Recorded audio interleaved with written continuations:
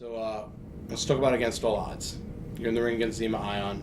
You'd worked him before, right? You'd been in the ring with him before. You're on the outside on the floor. He goes to that dive. You get hit. You go down. Do you still remember the moment? Like, some people, when they have a traumatic injury, it blanks out. They don't remember that moment. I was in a bad car accident once. I don't remember it. Do you still remember that moment where you were hit? Oh, yeah. I remember everything about it. I remember when he had drop kicked me and I'd rolled to the outside. As soon as I turned around, he was coming off the top rope. And I could tell, like, at the time, like, it wasn't Shawn Michaels style, just let me catch you over the shoulder kind of moonsault. And I put my hands up to block him and push him out of the way. And as soon as, like, I tried to do that, I felt, his knee connect with my head. And it was almost like when you're in a fight and you get knocked out. I don't know if you've ever been knocked out in a fight, but, like, you feel that punch and then it's just nothing. So I felt the initial hit and then I just blacked out. And then when I woke up on the floor, I remember Brian Stifler was asking me, he's like, hey, I'm going to count you out. You got to get up. I said, all right, I'm fine. And in my head, like, I was telling myself just to push myself up and get up. And I looked over and my wrists were completely bent in, dead. Like, I had no feeling anywhere. So at that point, I started to freak out. And that's when Stifler rolled back out and he's like, hey, man, I'm going to count you out. And I said, I can't move. I'm paralyzed, man. So I cannot move.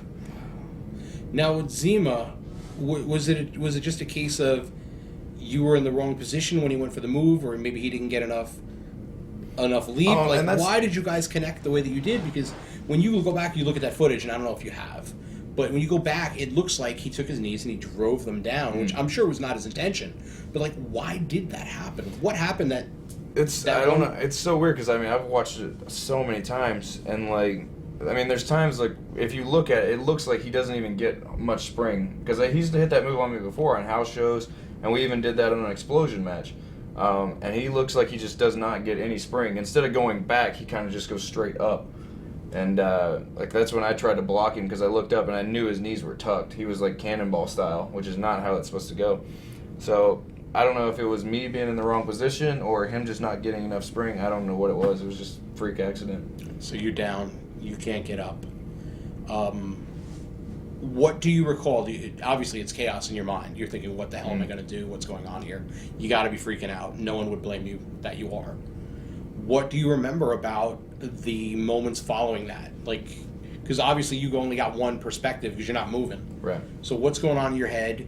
What are you thinking about? And what's going on around you? Well, like I said, at first, like, I didn't really think anything of it. And I didn't really feel anything. I just felt like I took a big hit. And as I started to get up and I realized, like, I had no feeling anywhere, that's when I really started to freak out. My face and neck started to get hot and, like, I had a lot of pain. And then I remember, like, after they counted me out, like, I still, like, if you watch the video, I had some nervous twitches in there, but that was all I was getting. And when the doctors came out, I told them, I was like, man, I'm paralyzed, like, I cannot move.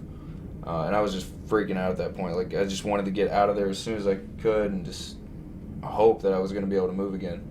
So, and then they took me to the back and they put me in an ambulance. And I remember the ambulance driver, like, I got in and he had my hand. I could see that he had my hand. He was like, all right, I need you to squeeze my fingers.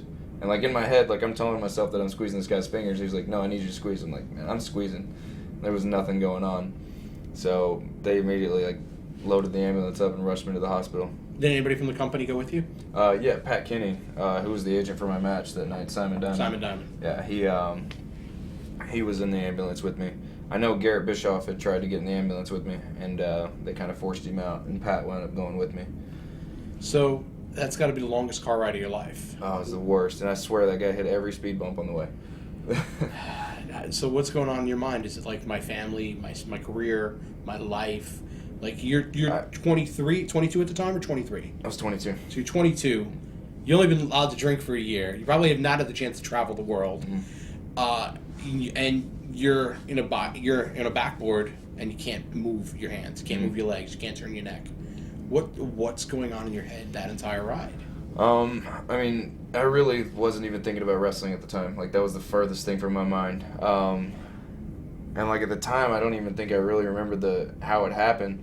I was just freaking out for my life because I was like, I remember I was praying a whole lot in the ambulance, like, just please do not let it be this way. Like, and I remember I told, like, Pat was over there, Simon Diamond was over there, and he's like, God, man, you're going to make so much money from this. He's like, you're going to be such a big star. I'm like, Pat, I can't move right now. Like, that's not what I'm worried about. And I didn't realize at the time he was just trying to, like, lift my spirits. But, yeah, I was just freaking out. And then, you know, my parents, I remember I'd told them to order that on pay-per-view. Like, it was supposed to be a big deal. So I had, like, my mom, my grandma, my little brother who have, like, seen me, like, grow up into this wrestler, and this was my big chance. And I hadn't got to talk to them. My mom had no clue what was going on. Ooh, ECW fan cam. Zane. Before they were on. Zane! What are you doing with that chair? Why are you yelling? Here, have a seat. Have a seat. What are you doing? We're going to the gym. What? I just talked to you about this. We're going to the gym. You serious? Sit down. Have a seat. Look, it's High Spots TV. It's High Spots TV. It has everything you could possibly want. There's classic matches. Punk goes to Sen Cabana and double knees to Tracy Smothers. Shoot interviews. He was the first. Where are you going to find that at the gym? Even better, $14.99 a month. It's $14.99 to go to the gym. Let's do it. Well, think about what you could get with this. Thousands of matches. Oh, now look at this move here. Richie back on the shoulders. Hundreds of interviews. Thousands of reps. What has thousands of reps done for anyone? Ever. Look, ECW fan cam. Look, here's a match of you.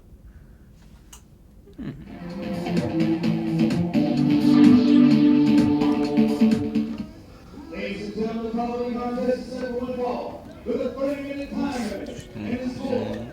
It doesn't stop. Oh, cool. You guys are watching High Spots TV too. What? Yeah, you can watch High Spots TV on your mobile device. You can do stuff and watch High Spots TV. You don't have to sit in front of a computer all day.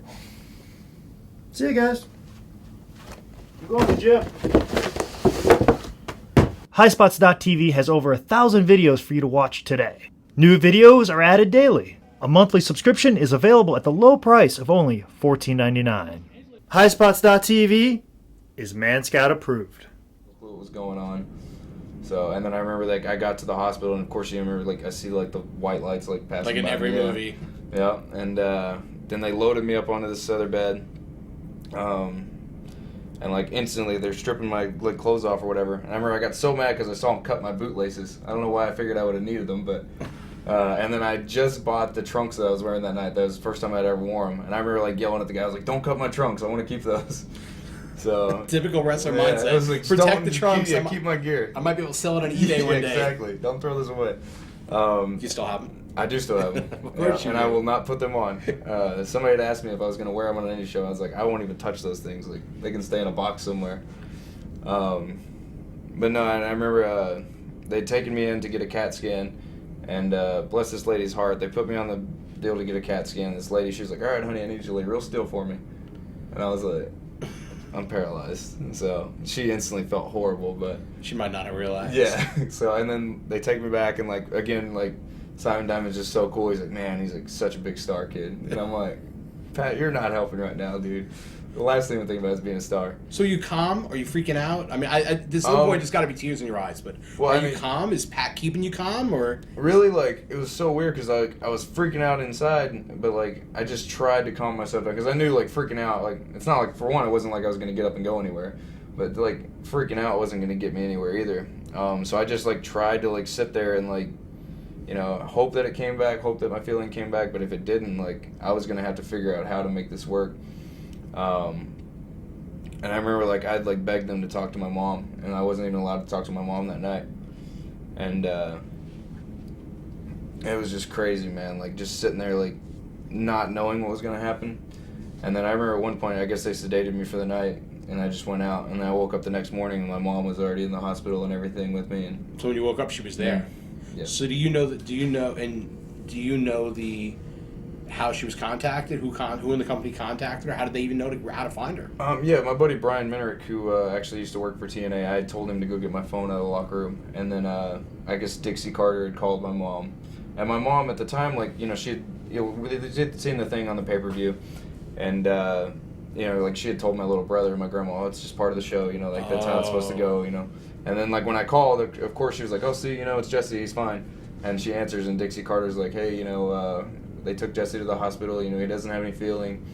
So then they flew her out to Orlando. And they send the Panther jet for her, or did they book her a flight? Yeah, they booked her a flight. Okay. So, yeah, but I couldn't even imagine. Like, I mean, I was going through a lot, but like to be a mom and be told, hey, your son's not moving after you just watched a horrible accident, and then have to fly 3.5 hours not knowing what's going on, because I know that she had called the hospital, and like just because where I had the brake, my main brake was in my C1, which so much is controlled by like in the C1. You know, like the C1's like a ring, so like when it breaks, like there's a good chance it could break in, and you could sever nerves, you could sever your breathing tube. So many things could go wrong, and somehow mine broke in, hit my spinal cord, and then bounced out. Which had to be like a million in one shot. Like everybody said, no like further damage happened. Because usually, like they said, like when you break that, like and it breaks in like that, it severs things and you're done. Like you die instantly. But you could have died on paper. I could have died right there. Fucking Hulk Hogan, you come hug me, kiss me, you tell me, Shiki baby, I love you, I owe you one. Call me, you are no good mother. Don't interrupt me. You are no good motherfucker. I fuck you. I fuck your wife. I fuck your son. I fuck your daughter. Don't never ever insult me. God bless you and have a good day. Tomorrow, no good motherfucker. Don't talk, I'm talking. You are worse than brain blind. You are worse than fucking faggot. Tomorrow. Fuck, man. You want to tell me all that and stuff? No, I did it. You fuck it up, right? No, don't change the subject. It's High Spots TV. It has everything you could possibly want. There's classic matches, Goes to Sen Cabana and shoot interviews, $14.99 a month. Think about what you could get with this. Thousands of matches. Oh, now look at this move here. Look, ECW Fan Cam. Here's a match of you. Highspots.tv has over 1,000 videos for you to watch today. New videos are added daily. A monthly subscription is available at the low price of only $14.99. Highspots.tv is Man Scout approved. Jesus, oh my God. He was one of the best shooters. He was a great shooter. Oh, he was the best, umbrella. You were number one. Oh my God. Remember? Carter-Salinas. Yep. With wrestling. And like every doctor that has seen my scans, they're like, man, how are you alive? And that's the thing they had told my mom on the phone. They were like, you know, he'll be lucky if he makes it through the night. Like that's why they had to sedate me and keep me still, because any like slight movement, you know, could have shifted that vertebrae. Now, when you heard that they told your mother that must have broke your heart. Because imagine what she's she's going through. You know? I mean, and that's like something like, I think it's one of those things I wasn't supposed to know, but like, you know, I did know. And like that's a scary thought, like knowing, all right, well, I can't move at all or else I could die.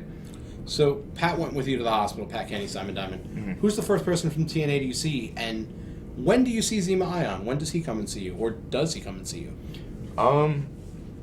The first person I saw from TNA was my friend Brian Minerick, who was working backstage at TNA at the time, and literally like, Brian was like the best guy ever. Like, you know, you're at ICU, you're not supposed to have visitors overnight, and Brian literally snuck in the ICU to sleep in the room with me just so like I wouldn't like, you know, be in there. And like, I mean, the first night I was in there was really rough. Like I had a lot of visitors throughout the day. Like Dixie Carter was there, Jeff Hardy, Shannon Moore, like just all my friends. And I don't even think I saw Zima that day. And the first night, Monday night in ICU was like just the worst, because like Monday night I actually was alone in ICU. And like just laying there, like nobody's in the room with me. I can't feel anything. And I remember my nurse at the time had come in. And he was like, "Hey man, you want to watch some TV?" I was like, "Yeah, sure, why not?" And don't tell me he put on a Raw. He's flipping through channels, and he's got Monday Night Raw was on. And do you want to watch? And he was like, "Hey man, wrestling's on." And I was like, "That's the last thing in this world I want to watch right now."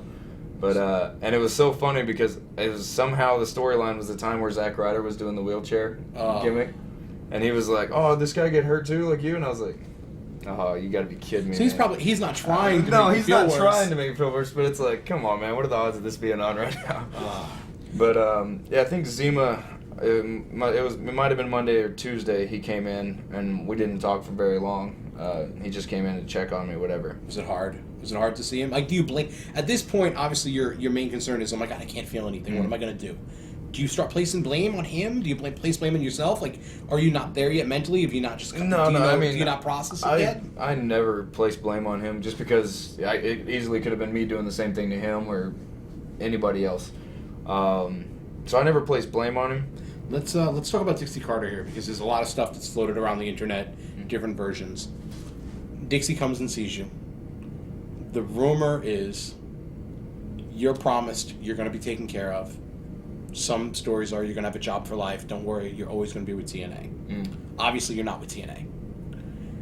What was promised to you? When was it promised? Who said it? And did the words from Dixie Carter's mouth come out? Jesse Sorensen, you will have a job with TNA for life.